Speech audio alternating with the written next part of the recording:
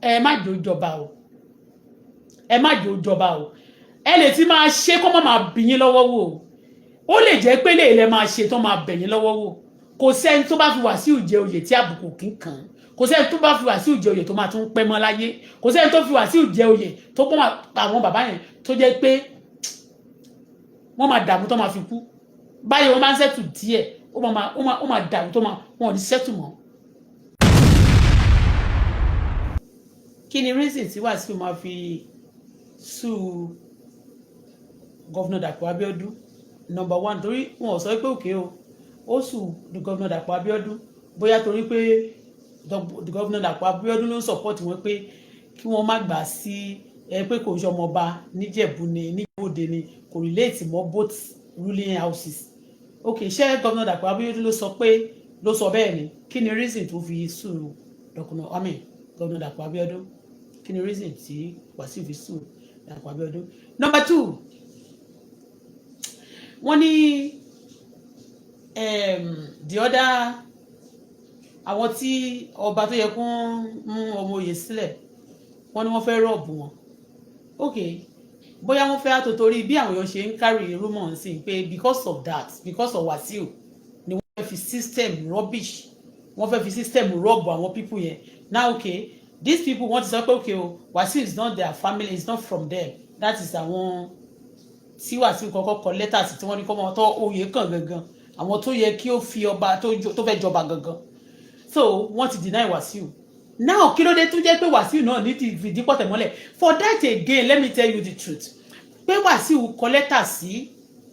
ruling house àkọ́kọ́ òun yìí kọ́kọ́ òun ló lọ sọ́dọ̀ ti Aníkìláyà àbí kí ni wọ́n pè wọ́n bẹ́ẹ̀ ni bàbá yẹn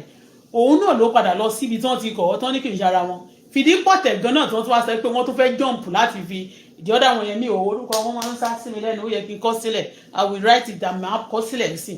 so kí ló dé tó tún ti jump kúrò ní ó lọ òun nìkan ló kọ lẹ́tà sí àwọn tó náà fẹ́ jẹ́ ń jọ́sìn tí wọ́n ní wọ́n fẹ́ fi sísẹ̀mù rọ́ọ̀bù ń sìn ẹ má rọ́ọ̀bù wọn o don't rob them Wàsíù is not a king of Ìjẹ̀bú kò ń ṣe Ìjẹ̀bú Òde Wàsíù ò tọ́ sí ọba Ìjẹ̀bú Òde wọ́n ní pé kò ń ṣe yàtọ̀ sí pé wọ́n ló wá láti ibì kan ẹni tó bá fẹ́ jọba Ìjẹ̀bú Òde bàbá ẹ̀ gangan bàbá tó bí ó gbúdọ̀ mọ ibi tí wọ́n sin bàbá ẹ̀ sí ṣó ti ẹ̀yin ẹni tó bá fẹ́ jẹ ọba Ìjẹ̀bú Òde àti ọba kọba and again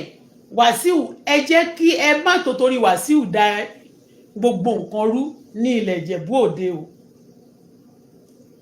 kò sí nǹkan kan tí wọ́n fẹ́ ṣe tó bá jẹ́ pé wọ́n fẹ́ ṣe fún Wàsíù tó fẹ́ ṣe fún orílẹ̀-èdè àti tó fẹ́ ṣe fún Ìjẹ̀bú tí wọn ò tí ì ṣe tí wọn ò dẹ̀ tún lè ṣe tí Wàsíù ò bá jẹ ọba kò sí development kankan tí Wàsíù fẹ́ mú wọ Ìjẹ̀bú Òde o kò sí ju confusion lọ ó ti yé yín Wàsíù ò qualify ipò tí ẹ̀ ti parọ́ ò yẹ kí òpùrọ́ àti olè kó máa jẹ ọba we are saying it's not because we hate people ní junction tí orílẹ̀-èdè wa dé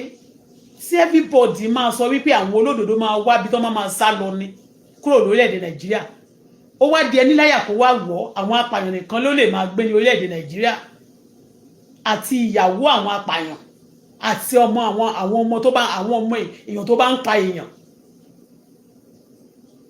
a ní pé kò ráìtì kí òpùrọ́ báwo ni òun nìkan ló sọ nígbà tó ń sọ pé àwọn ìdílé múyẹ̀mí kí ni orúkọ wọn lóun ló fẹ́ jẹ́ ó sáré lọ bẹ̀ wọ́n tún sọ pé ó tún ti kan pé wọ́n ní àwọn tí yẹn wọ́n late láti gbé kinní kan wá ẹjọ́ nítorí Ọlọ́run o kí wọ́n bá lè sọ pé wọ́n late náà ni Wàsíù ṣe suddenly wá kọ lẹ́tà sí wọn òun ló mú lẹ́tà ìwà late tó submit ní on the 10 àti on the 10 náà dẹ̀ ló ti da gbogbo nǹkan rú tó dẹ̀ mọ̀ wípé 4 days ló kù fún àwọn ruling houses yẹn ruling house yẹn láti submit ọmọ oyè wọn sílẹ̀. He came purposely and deliberately to come and cause confusion among them. Wàsíù arrived at that junction on that 10th of December to come and cause that confusion. And people do tell us that ẹ má jẹ́ mi ní purọ́ pé àwọn pátì tí Wàsíù gbogbo pátì ni Wàsíù máa ń ṣe ná so ìgbé Wàsíù ti lọ síbi àkọ́kọ́ wọ́n reject ẹ̀ ẹlẹ́ẹ̀kejì náà wọ́n máa reject ẹ̀ ni kó má dé oppose ẹ̀ kó má dé rọ́ọ̀bù àwọn tó yẹ anybody tó bá tọ́ sí ruling house tó tọ́ sí ẹ má fi agbára ẹ má fi ṣe torí ẹ̀ mọ̀ nǹkan tọ́lọ́run máa fi ń ṣèdájọ́ fún yàn a lè máa sọ́ọ̀sì kẹ́ máa wí pé awáláwa ń bẹ̀ kò sẹ́ni tó fẹ́ mú wa ọlọ́run wà tó máa ń mú ẹ̀dá ẹ mọ̀ kan ọlọ́run wà ṣé rí ẹ má máa jẹ́ ká fi gbogbo agbára tọ́lọ́run bá ti fún yàn báyìí kẹ́ ṣe pé ẹ fẹ́ fi da nǹkan rú ni ṣó ti yé yín kẹ́ fi da nǹkan rú kẹ́ fi mú ní àwọn èèyàn ti ń jáde ṣé ọba tó jẹ tẹ́lẹ̀ ṣé ifá ló mu èèyàn gangan ní fá mi ò ṣó ti yé èèyàn ní fá èèyàn ló ń sọ tí fá sọ just like bá ṣe sọ pé a ṣe ń ka bíbélì wa lónìí èèyàn náà ló kọ bíbélì ló gba inspiration ṣé ti yé bẹ́ẹ̀ yẹn but at the same time bọ́n bá ṣe ni wọ́n ń ṣe nǹkan kó ba lè da torí pé èyí tá ti dàrú gbogbo èèyàn ló sọ pé o adúpẹ́ o ọba Síkírù Àwùjalẹ̀ is a really man má yẹn bàbá yẹn wọ́n wà wípé dignity wọn stand gan wọ́n dẹ̀ máa ń dúró lórí òtítọ́ àbí bẹ́ẹ̀ kọ́ Wàsíù lọ sí school náà gbogbo àwọn ọba ló wà ní gbogbo surrounding ìgbèríko ó dídì Ìjẹ̀bú-Òde to believe much in education wọ́n ní university almost bíi mélòó kan ní Ìjẹ̀bú-Òde ṣé tiẹ́ wọ́n believe much wọ́n like Wàsíù lọ sí school kò ní nǹkan tó qualify kò ní qualification tá láti jẹ ọba Ìjẹ̀bú-Òde one ìwà Wàsíù ò dáa ẹ má fi wò wípé Wàsíù mọ president Tinubu sẹ a lot of injury ni president Tinubu ti gbà nítorí Wàsíù bọ̀ wọ́n bá ní wọ́n ìfẹ́ gba injury yẹn wọ́n ìfẹ́ gba ojú bíi ti Wàsíù sí kò ṣe nǹkan kan bọ̀ tí àwa ń sọ gẹ́gẹ́ bí ọmọ tí ó jẹ́ ọmọ Yorùbá torí pé tí ìdí bá bàjẹ́ torí ìdí ló máa ń dà àwọn tó bá lọ sórí position kan tó bá lọ 4 years 5 years tó bá ṣe tán wọ́n máa lọ ọba ò kì í expire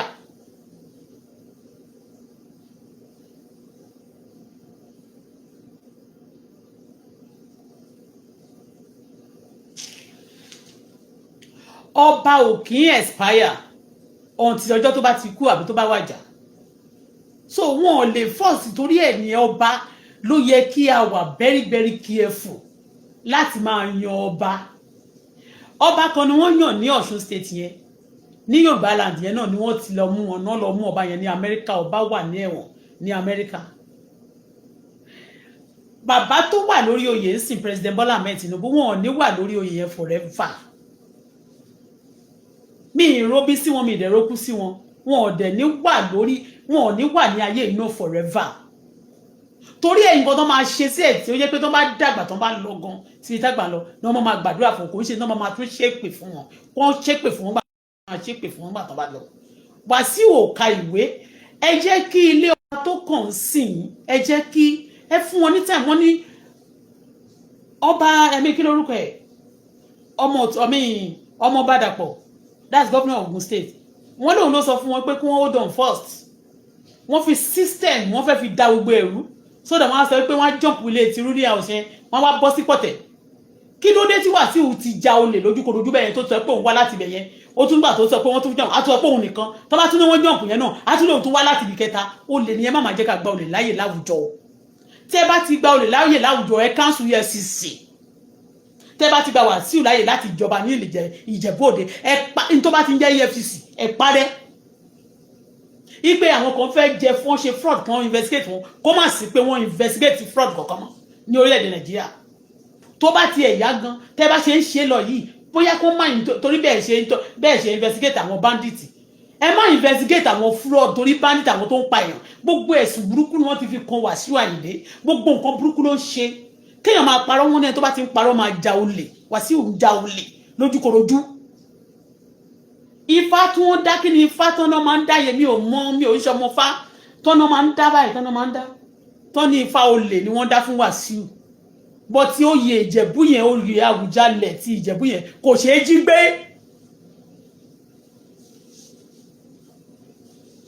kò ṣeé jí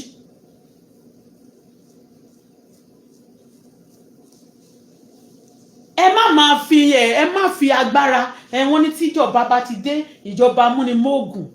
ẹni tó bá ṣe tó commit crime ìjọba amúnimóògùn ni kì í ṣe gbogbo nǹkan tó sọ pé kí ìjọba máa ṣe fún wa tí ìjọba ń ṣe lórílẹ̀-èdè Nàìjíríà kò ń ṣe kì í ṣe pé kéèyàn má tọ̀ sọ́ba kan wá fi jọba nítorí pé ó mọ ẹni tó jẹ́ president rí àbó mọ àwọn tó wà ní power or even gbogbo anything position tó bá náà wà kì í ṣe nǹkan tó ní kàn fi ṣe nìyẹn orílẹ̀-èdè wa to protect us to care for the nation kò ń ṣe kókó máa oppose àwọn tí ò dá sórílẹ̀-èdè wa it's not a good thing kéèyàn fi ẹni òpùrọ́ àti olè ìwà burúkú ẹ̀ kó máa fi jọba torí pé ó mọ president rí ṣé iṣẹ́ tí wọ́n gbé fún president wa tí wọ́n yan president wọ́n elect wọn fún ṣé pósì yẹn ṣé wọ́n ti ṣe yẹn tán ṣé wọ́n ti ṣe tán torí fraud lélẹ́yìí o fraud tó face to face fraud lélẹ́yìí a mọ̀ wípé àwọn èèyàn ń ṣe fraud ní Nàìjíríà tó pé irú Wàsíù electoral fraud ló ti ṣe wọn investigate ẹ̀ rí ó fraud àwa a lọ Nàìjíríà àwa la collect síbẹ̀ wọ́n protect ẹ̀ ní that's not kò ṣe gbogbo ipò agbára àti àwọn politician àwọn tó ń lo ipò wọn fún nsìn kì í ṣe nǹkan tán ní kán lọ lò fún democracy yẹn wípé kẹ́lẹ̀ wo tó wọ́n ṣe sọ pé torí ẹ̀ wọ́n ṣe fún wa ní àwọn èèyàn ṣe condemn ìjọba ológun àwọn military kìíní yẹn ni wọ́n ṣe condemn ẹ̀ wípé they don't listen they take decision but àwọn ti ìjọba alágbádá yìí wípé àwọn èèyàn ló elect wọn they have to listen to them majority carry the vote. Not that you just because you are a president or you are close to the president, now robbing people with the name of president. Nígbà tí o lè ṣe wọn president ò kì í ṣe iṣẹ́ olè náà. Wọn ò ní pé kó máa ẹni tó bá ti fún president wa kó máa fi jalè náà. Ó lè nìyẹn kó ṣe ìgbà tí ó dá lórílẹ̀-èdè. Òun ni gbogbo wa ṣe condemn tí ìbàjẹ́ yẹn ọ̀pọ̀lọpọ̀ nínú wọn ló ń gbàdúrà fún ìjọba ológun. Bẹ́ẹ̀ ni ní ìgbà tó yẹ pé you don't listen to the public again. They are riding people from their rights. They are stealing their things away. Lójúkorojú báyìí wọ́n ṣe ìkà fáwọn èèyàn.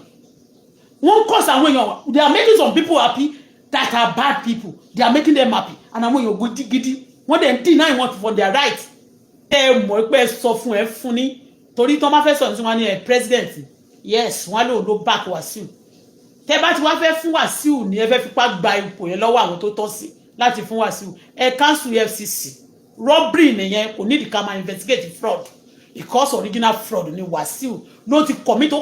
jà wá ló lè fraud gidi original ló ti ń ṣe a ṣe máa wà ní position tó jẹ́ pé láti máa back àwọn èèyàn láti máa ṣe burúkú ni láwùjọ and you want to be tẹ́ ẹ̀ bá tiẹ̀ fẹ́ sinmi tẹ́ ẹ̀ fẹ́ kí ẹ̀yin tó lẹ́nu mi ìfà rẹ̀ kò fẹ́ sinmi tó bá ní ẹ̀mí èṣù nínú a máa ní kó má sinmi tí ò dẹ̀ fẹ́ dáadáa àwọn aráàlú gan fẹ́ dáadáa fún ara wọn nísìn torí pé èèyàn ò kì í rí kéèyàn rí kíni Wàsíù tí òkò Wàsíù lọ school tó bá dẹ̀ pé ẹ fẹ́ mọ̀ọ́dẹ̀ tẹ́ fẹ́ gbé sípò tó yá mi ìtakò tí n bá dẹ̀ takò mo ní right he has given me the right to takò òun torí pé ọmọ alátakò ni mí ó dẹ̀ ti ṣèkà fún mi àkàìmọye àṣeyọrí mi tí Wàsíù takò àkàìmọye bí tó ti ṣe fún mi mò ń lọ jẹ́jẹ́ mi lọ́nà tí ìrìnàjò ayé mi smooth ní kékeré tèmi tó dẹ̀ rí kí dẹ̀ ṣe mi nìkan ló ṣe fún ló máa ń ṣe báyìí fẹ́ẹ̀ fáwọn èèyàn láti takò èèyàn láti dáwọn èèyàn bọ́ tí n bá ṣe bẹ́ẹ̀ fún padà kò sí kan tó fi ń ṣèyàn ohun tó bá gbìn ló máa ká and again ipa òjàlẹ̀ yẹn Wàsíù gangan everybody knew including the president himself mọ̀ pé Wàsíù ò jẹ́ tọmọ ọba wà láìtàlà wọn mọ̀ wọ́n ti mọ̀ pé Wàsíù kò tọmọ ọba kankan báwo ni ọba tí wọ́n máa ní ẹni tó bí ẹ tó bá pọ̀ pé Wàsíù tó bá pọ̀ kàn tiẹ̀ tó wá sí Ìjẹ̀bú Òde tó kàn jẹ́ pé òkè wá sọ pé òkè o ilé yìí ti ń jọba torí oríṣiríṣi àlèbá kà wọ́n wọ́n nípa ń wọ́ anybody lẹ̀ a lè sọ fún ẹ pé bọ̀tí bàbá ẹ̀ wọ́n ní wọn ò sí sí Ìjẹ̀bú Òde gan ṣé ti yé a kò ń sọ pé ìwà olè kò dáa láwùjọ ẹ má máa jẹ́ ká ja olè mọ́ èyí tá à ń sọ yìí náà tá a máa sọ pé a máa fight àwọn tó kó owó ìlú jẹ tó ń kó epo jáde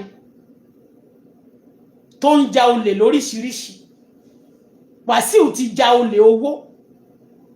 gbogbo owó tó náà ń wá nígbà ayé bàbá Buhari yẹn ó wà lára owó gba ẹni Wàsíù kọ́ ilé hòtẹ́ẹ̀lì gbogbo oríṣiríṣi kan tó kọ́ yẹn ó wà ń bẹ̀ wọn ò ní investigate òun tẹ́ èwo ní ká máa investigate àwọn kan ká máa investigate àwọn kan ìdí tá a fi bẹ́rù la fi bọ́ mọ́ ṣebí aláfẹ́ ìṣọ́fù Nàìjíríà fẹ́ jẹ́ kí orílẹ̀-èdè Nàìjíríà dá ni tá a bá fẹ́ kó da ó ní àwọn nǹkan tó da la ìgbésẹ̀ tó da la máa gbé a ní rírọ́ ká pè lékè àmì ká pè lóòótọ́ a ní rí èké òtítọ́ ká pè ní irọ́ a ní rí àwọn tó ń jẹ ìyà àmì tó ń ṣiṣẹ́ kó máa jẹ ìyà ká wá jẹ́ kí àwọn tó ń ba ayé jẹ́ kó máa jẹ gbádùn wọ́n ti irú kí ni gbogbo yẹn kò dá tí ò bá dá kò dá ló ń jẹ́ ẹ jẹ́ ká máa ẹ jẹ́ tẹ́ bá ti sọ pé ẹ fẹ́ kúkú máa fèsì àwọn kan yóò ti yẹyìn ẹ fẹ́ fèsì àwọn kan pé a fẹ́ fèsì tẹ́ bá dẹ̀ sọ pé ẹ fẹ́ ṣe fraud eléyìí torí eléyìí mú sọ pé tí Wàsíù bá jẹ́ anything tẹ́ ẹ fẹ́ rọ̀bà wọn ti bẹ̀ yẹn fraud ni lẹ́ẹ̀kan sí I want to say it pẹ̀lú ọgbọ́n ọmọdé tèmi àti bí Ọlọ́run ṣe fi sí mi nù mí ní pé kẹ́ cancel emphasis ẹni tó bá ti jọ mọ́ fraud Nàìjíríà kan yẹ investigate mọ́ torí wọn ò kúkú investigate fraud tí Wàsíù jà mí ó fraud mi